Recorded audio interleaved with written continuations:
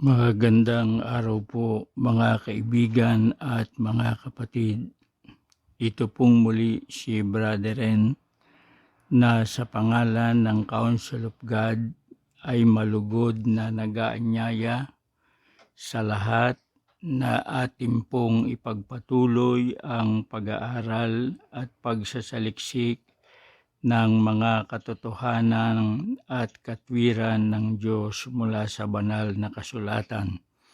Gaya po ng dati, inihiling ng inyong brethren na kung maaari ay maipag-anyaya natin ang channel na ito upang ang ating mga pag-aaral ay maitawid natin sa ating mga kakilala, sa ating mga kaibigan at sa ating mga mahal sa buhay upang makasama po natin sila sa pag-aaral espiritual na ukol sa ating Panginoong Diyos.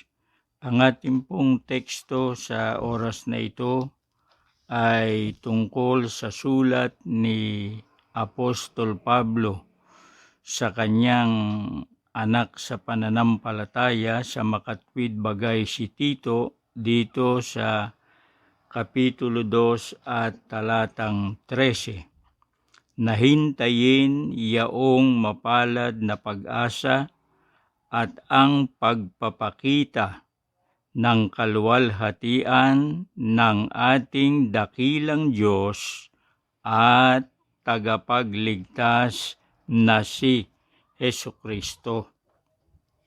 Dito po sa aking binasa ay may itinuturo si San Pablo na ating tagapagligtas. Sino po ang kanyang ipinakilala na ating tagapagligtas? Si Hesukristo.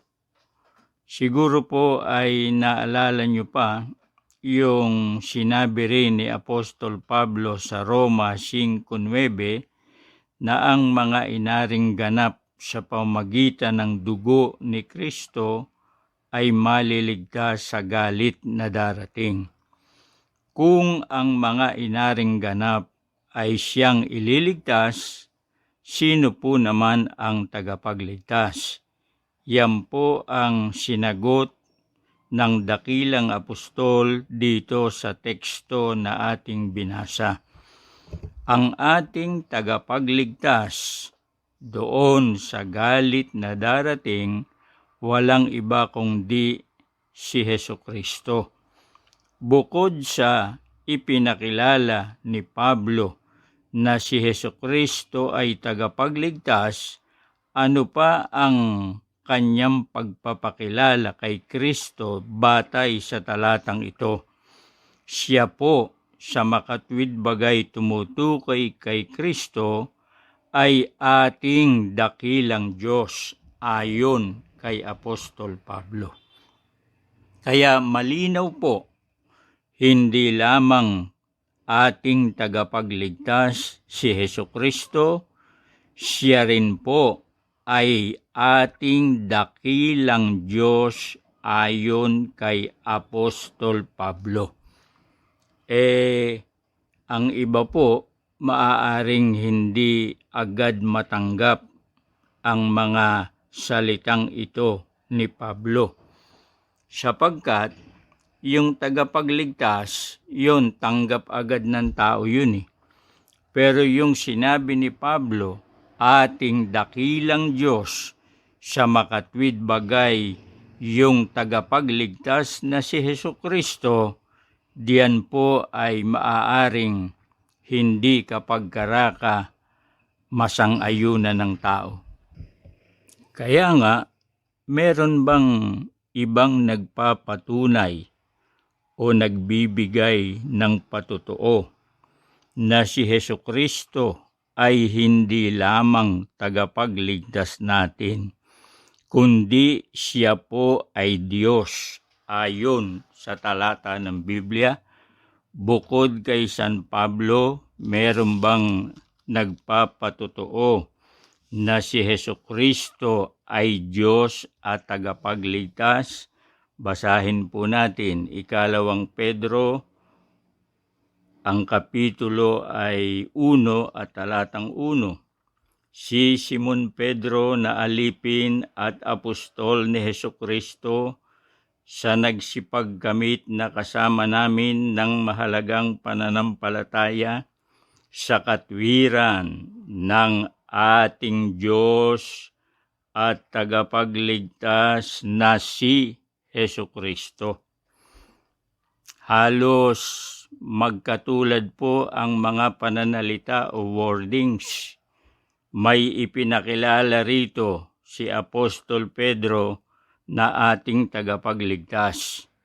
Hindi lamang basta tagapagligtas, sinabi rin ng malinaw ni San Pedro, ating Diyos at tagapagligtas na si Hesukristo.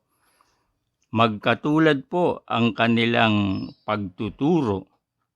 Iisa ang kanilang pahayag. Si Hesukristo hindi lamang tagapagligtas, si Hesukristo ay Diyos ayon din kay Apostol Pedro. Kaya yung sinabi po ni Pablo sa Tito 2:13, katotohanan po yun, na si Kristo hindi lamang ating tagapagligtas, siya rin po ang ating dakilang Diyos. Ganyan din ang sinabi ni San Pedro, ating Diyos at tagapagligtas na si Hesukristo. Kaya kung ang nais ng tao, siya po ay mapabilang sa mga inaring ganap sa pamagitan ng dugo na siyang maliligtas, dapat makilala ng tao yung kanyang tagapagligtas mula sa galit ng Diyos. Sino po ang ating tagapagligtas? Si Hesukristo na ating Diyos at tagapagligtas. Ano po o sino ang kanyang ililigtas? Yung mga taong inaring ganap sa pamagitan ng dugo ng Panginoon. Ano po ang tawag diyan sa samahan o iglesia na inaring ganap sa pamagitan ng dugo? Yan po ang iglesia ng Diyos o Church of God, gaya ng ating natalakay at inyo ring marireview sa video ni Brother Ren sa Acts 20:28 at sa iba pa niyang mga video, mga magulang at mga kaibigan. Ngayon, puntahan natin yung pangangatwiran ng iba. Iba raw yung Diyos na binabanggit dito at iba raw yung tagapagligtas na si Kristo. Aminado sila, tanggap nila yung tagapagligtas, si Hesukristo. Ang hindi po nila tinatanggap, yun ang wikang si Kristo ay Diyos. Bakit daw po? Meron daw pong at mga magulang at mga kaibigan. Meron daw naghihiwalay sa makatwid bagay yung salitang at or and sa tekstong Ingles. Hindi po yun nila dapat na problemahin sapagkat yung and o at sa Bibliang Tagalog, conjunction po yun. Pag sinabing conjunction, yun po ay pangkonekta o pangugnay sa mga salita sa isang pangungusap o pangugnay sa mga parirala. Kaya yung ating dakilang Diyos at tagapagligtas na si Hesukristo na merong at or conjunction na ginamit, pinag-uugnay nga po nun pinagsasama. Pang ano yun pang join, kumbaga, sabi nga nila. Yun ay pang konekta. Kaya hindi dapat paghiwalayin na gaya nung ginagawa ng iba sapagkat yung at ay conjunction pangkonekta.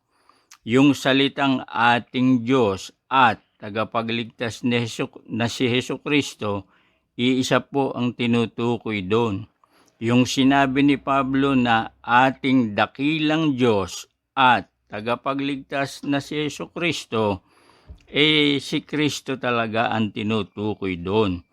Sapagkat ang conjunction and or at sa Tagalog, yun ang kanyang gawain, pangdugtong, pagsamahin, pag-ugnayin at hindi papaghiwalayin na gaya ng ginagawa ng iba. Ngayon, ano ang katiyakan na yung turo ni Apostol Pablo na si Hesukristo ay Diyos at tagapagligtas at yung turo ni Apostol Pedro na si Hesukristo ay Diyos at tagapagligtas ay mapananaligan po natin. At sa anong dahilan? Ito, basahin natin. Mapanghahawakan po natin yun na yung sinabi sa Tito, si Hesukristo ay Diyos at tagapagligtas, tama yun At yung sinabi ni Pedro na Diyos at tagapagligtas si Kristo, tama yun Bakit po? O basahin natin. Dito muna uli sa Tito, Kapitulo 1, talatang 1. Si Pablo na alipin ng Diyos at apostol ni Hesukristo. Pansinin po ninyo dito sa Tito, sinabi muna, si Pablo ang wika, alipin at apostol ni Hesukristo.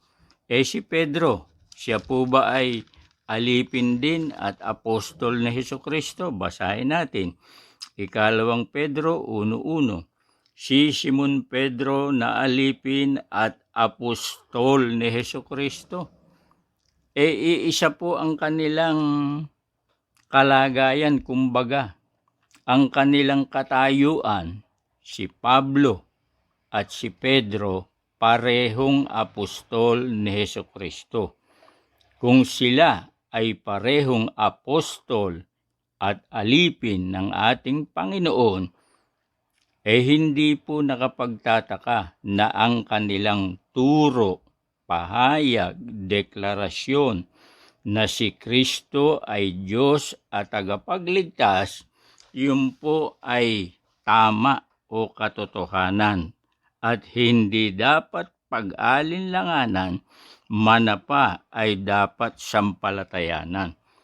At bilang katunayan na talagang yung pagiging apostol ni San Pablo at ni Pedro sa makatwid bagay apostol ni Hesukristo, yan po ay dapat nating paniwalaan. Ay ganito po ang patotoo naman sa atin. Galacia, Kapitulo 2 at talatang 8. Sapagkat ang naghanda kay Pedro sa pagka-apostol sa pagtutuli ay naghanda rin naman sa akin sa pagka-apostol sa mga hintil. Yung apostol Pedro na apostol ni Hesukristo, ang naghanda si Kristo. Yung pong apostol Pablo na apostol din ni Hesukristo, ang naghanda rin ay si Kristo. Iisa lamang ang kanilang master, kumbaga. Iisa lamang ang kanilang Panginoon. Iisa lamang ang naghanda sa kanila para maging apostol ng Panginoon. Kaya yung pagka-apostol ni Pedro at pagka-apostol ni Pablo na parehong apostol ni Hesukristo, si Kristo rin ang kanilang Panginoon. Kaya nung sabihin ni Pablo, ating dakilang Diyos at tagapagligtas na si Hesukristo, tama po yun mapananaligan yun Nung sabihin ni Pedro sa kanyang sulat na si Kristo ay ating Diyos at tagapagligtas, tama yun eh. Iisa lang ang nagturo sa kanila nun eh. Iisa lang ang pinagmulan ng turo o aral na si Hesukristo ay Diyos at tagapagligtas. Hanggang dito po muna at salamat po sa inyong pagsubaybay.